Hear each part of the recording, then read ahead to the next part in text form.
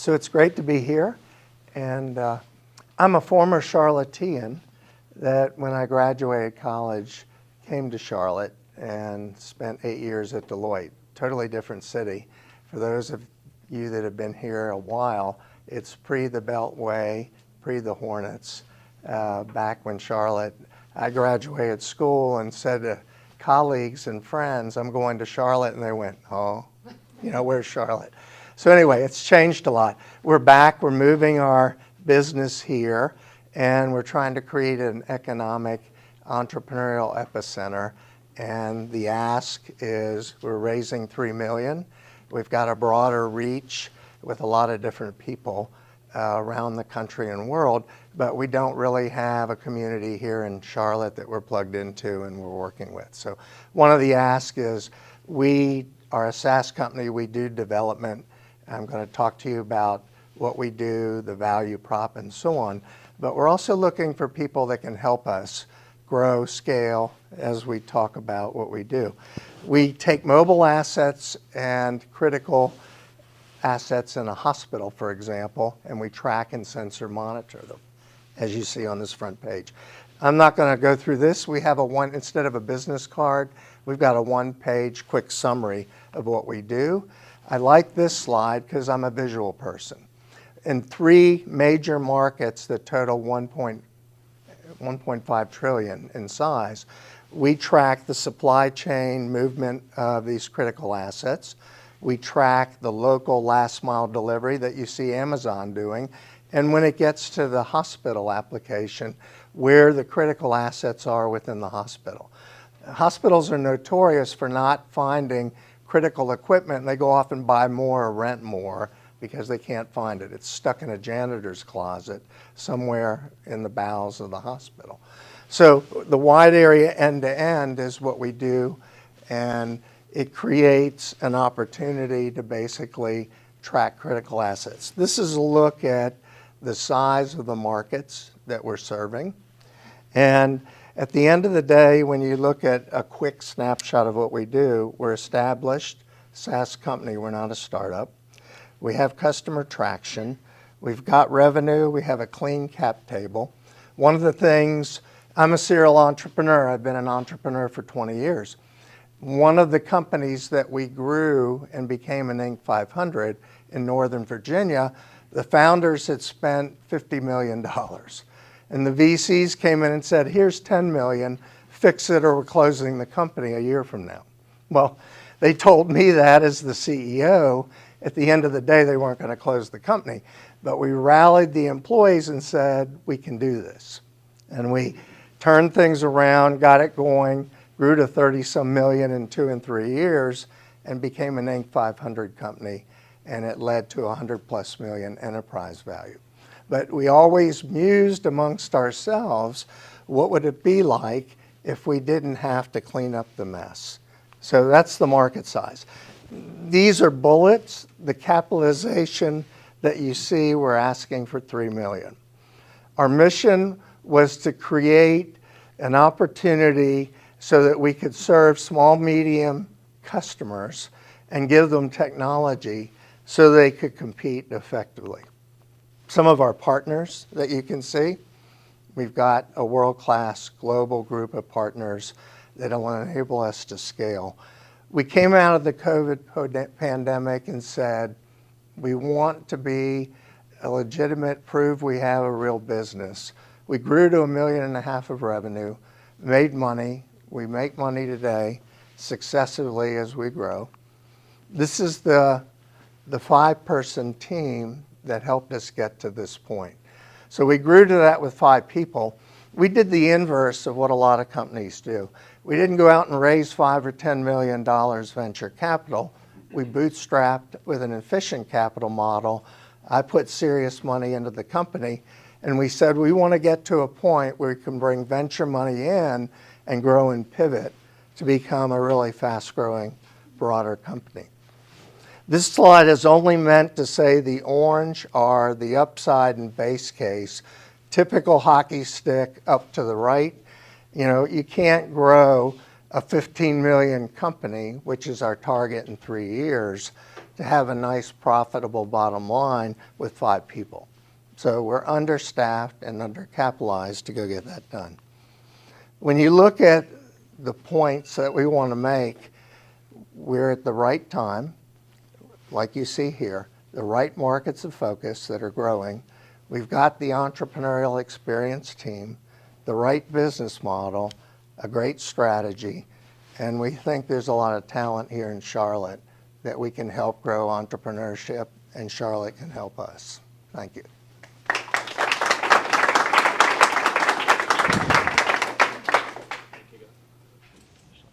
Check. Oh, there we go.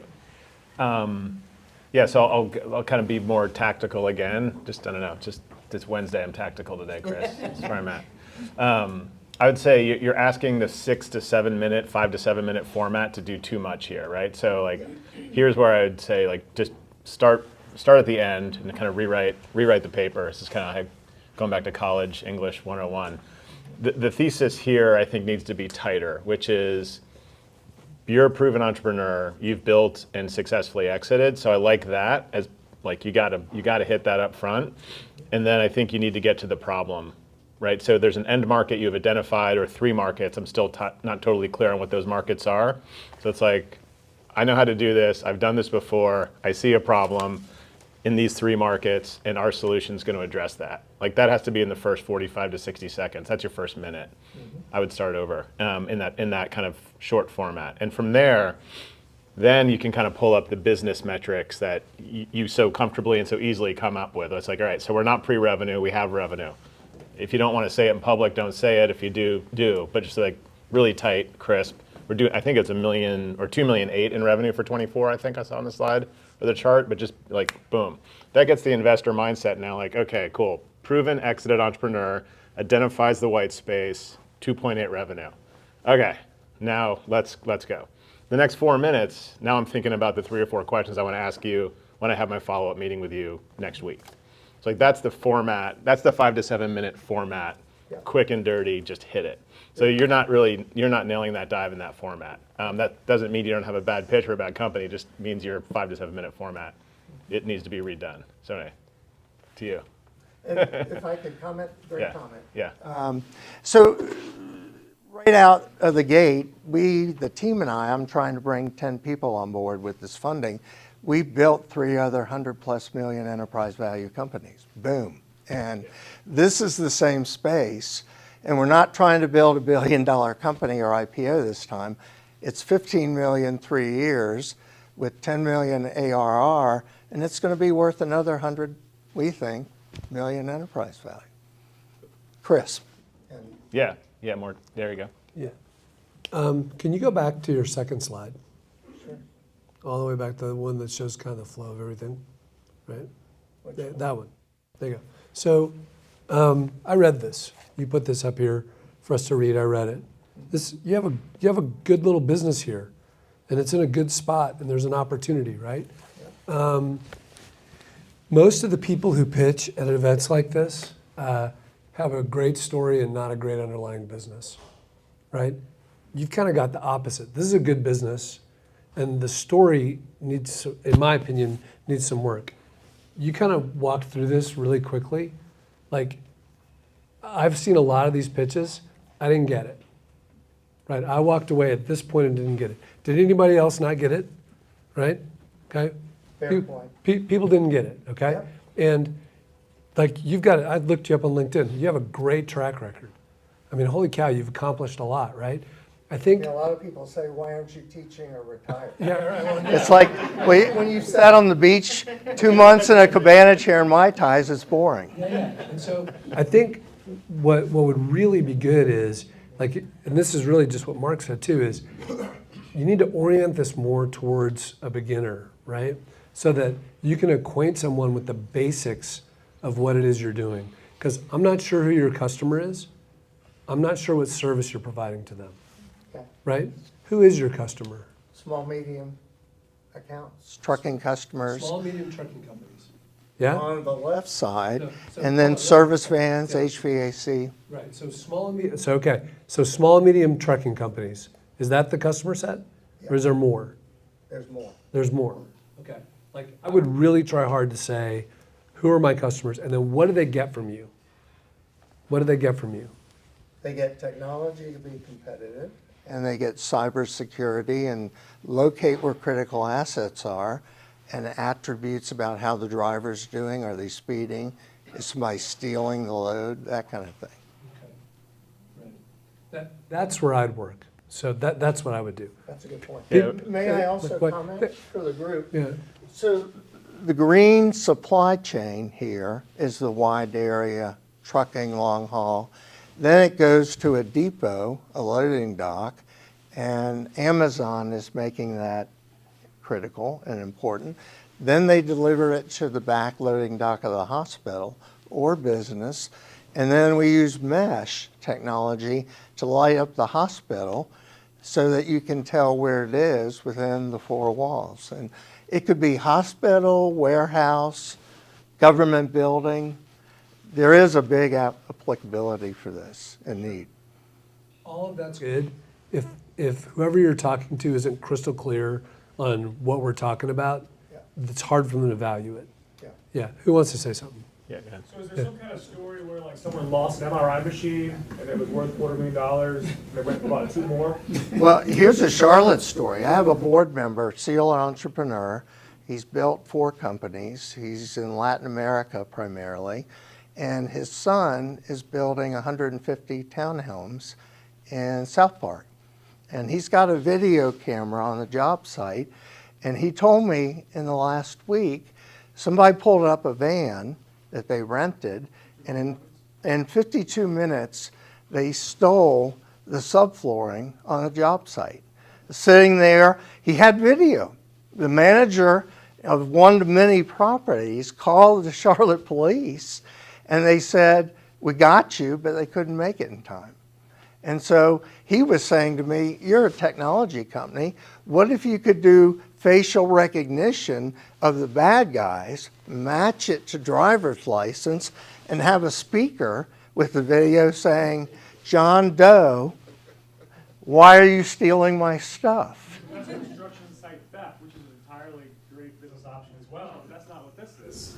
Well, but when you're doing the HVAC and the medical lead to the service van, ambulances, you do have construction touches. And we have to be careful to focus because we're only building a 15 million company in our minds. And I'm happy to have a bigger company take it off our hands and build $1 billion company and spend more money to do that. Hi, so I love I think I'm understanding kind of the value that you're providing here. Do you have any customer testimonials or reviews or anything like that? Sure. I mean, Samsara is a big competitor in Silicon Valley. And Silicon Valley a lot of times backs companies, and I was one of those. And it's go huge or go broke. There's nothing in between. So it's a 750 million company, but they've never made money. And so we have a customer in their backyard with a yard of trucks and trailers and a fence, and he said, "Do you want to put a banner up and poke the bear in the eye?" You know, by saying, "We love your company," you know, that kind of thing, and market. So we do have that, of course. Yeah, one more, I don't know what to call it. Distill it down to this, I think this core feedback here, it's like you're explaining a lot, which is not a problem, but again, in the short format and getting someone to hook in on like, who are the customers and what is the solution? That's just kind of where these pitches are. Like most investors, an analyst on my team who sees you at a conference is going to have 9 minutes to process all this information and determine whether or not he wants to call you back for your 3 million Series A. So I guess the anecdote I was going to throw out there that I just recently heard is Ruth Porat, who's the CFO of Alphabet. She kind of made this joke about how when she onboarded at Google, she really didn't understand half what they were saying. Like Sergey and Larry are talking about Google. And her father is a professor at Stanford, and he had this thing called the Quark test. If his PhD students couldn't explain a certain concept in physics within 30 seconds, it means they didn't understand what they were talking about. And I think that's how like early stage venture investors are wired now to think. If you're explaining, you're losing. It's kind of the mantra we use when we look at pitches and we use our internal investment committee. So you just have to really tighten up these examples don't drift into other explanations of other end markets. Just commit to that shot on hospital or on AC, and just drill it until I'm like, now I get it. Otherwise, you're just losing. You're just losing time and you're losing attention. So anyway, yeah. Yep, good points. Yeah. Thank you. And we're at about time, unless you got a closing thought. I was going to say my Einstein thing. So Einstein categorized 5 levels of intelligence. Here they are. You ready? This is the lowest one. Smart, intelligent, brilliant, genius, simple. Simple is the hardest one, right? And that's what Mark is saying. As someone who's talking to a prospective entrepreneur, to a prospective investor, if they don't understand what you said, they'll say, let's stay in touch, which is a hard no. It is, right? And so if you can't make it simple for them, like, you got work to do, I think. And I'm not talking to you, I'm saying generally. Everybody, yeah. That's good. Okay, good. Thanks, Rick. It's good. Yeah. Thanks, Ray.